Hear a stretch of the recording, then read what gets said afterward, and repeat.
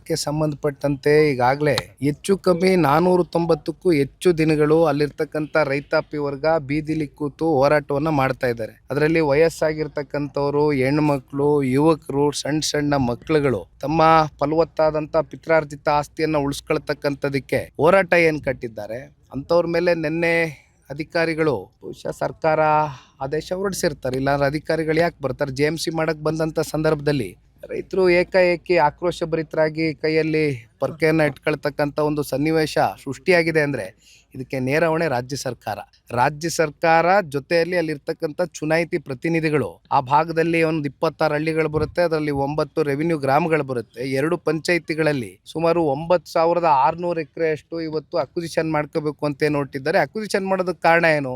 City ಮಾಡ್ತೀವಿ, smart city ಮಾಡ್ತೀವಿ ಅಂತಾರೆ. ಇಲ್ಲಿ ರೈತರು ಹೇಳ್ತಾ ಇದ್ರು, ನಮಗೆ ಗೊತ್ತಿಲ್ಲ, ಒಂದಷ್ಟು ಸರ್ವೆಗಳು ನಡೀತಾ ಇದೆ ಇಲ್ಲಿ. ಈಗಾಗಲೇ ಇಲ್ಲಿ ಲಕ್ಷಾಂತರ ಎಕರೆಗಳು ಅಕ್ವಿಸಿಷನ್ ಆಗೋಗಿದೆ. ಆದರೆ ಯಾಕೆ ಅಕ್ವಿಸಿಷನ್ ಮಾಡಿದ್ದಾರೆ KIDB?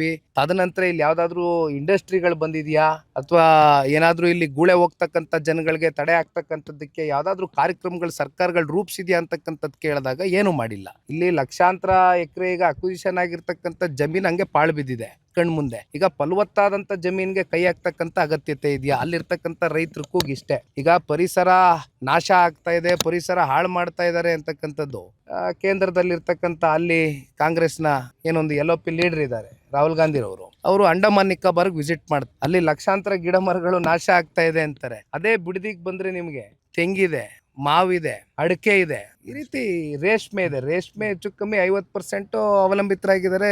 2 ಪಂಚಾಯತಿಲಿ 35 ಕೋಟಿಯಷ್ಟು ವರ್ಷಕ್ಕೆ ಆದಾಯ ಉತ್ಪಾದನೆ ಆಗ್ತಾ ಇದೆ. ಈ ರೀತಿ ಬದುಕು ಕಟ್ಕೊಂಡಿದ್ದಾರೆ, ತೋಟಗಾರಿಕೆ ಮಾಡ್ತಾ ಇದ್ದಾರೆ, ತರಕಾರಿ, ಹಣ್ಣು, ಹೂವೆಲ್ಲ ಬೆಳೀತಾ ಇದ್ದಾರೆ.